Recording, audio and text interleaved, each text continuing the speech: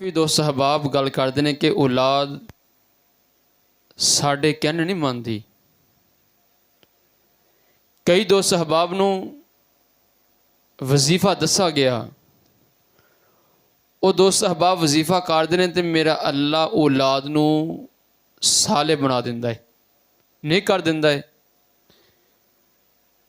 क्योंकि कोई भी काम है वो बंदा नहीं बल्कि मेरे अल्लाह की ज़ात कर दी है।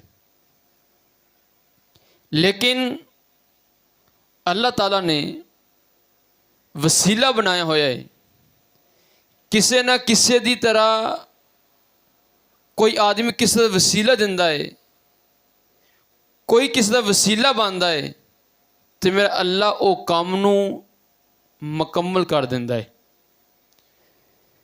वैसे तो साड़ी आम कहावत है, जो बीजोगे उही वड्डोगे। जो असी अपनी माँ बाप दे नाल सलूक करांगे, कल नूं साडी औलाद भी होएगी, साडी औलाद भी साडे नाल उही काम करेगी। लेकिन बुजुर्ग फरमांदे ने कि जिहड़ा आदमी ये वजीफा करदा है, या मतीनू ये अल्फाज पढ़दा है, तो पढ़ने किस तरह ने?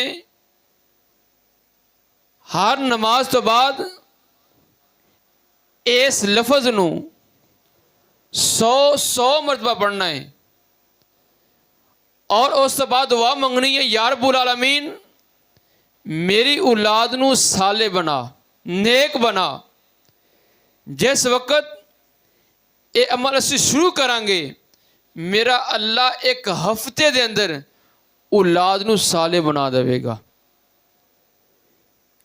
एक आदमी का नहीं, 2 आदमी दे नहीं, 3 आदमी दे नहीं, बल्कि काफ़ी दोस्त अहबाब ऐसे ने जिन्हें यह वजीफा किया तो मेरे अल्लाह ने उन्होंने औलाद नूं साले बना दिता।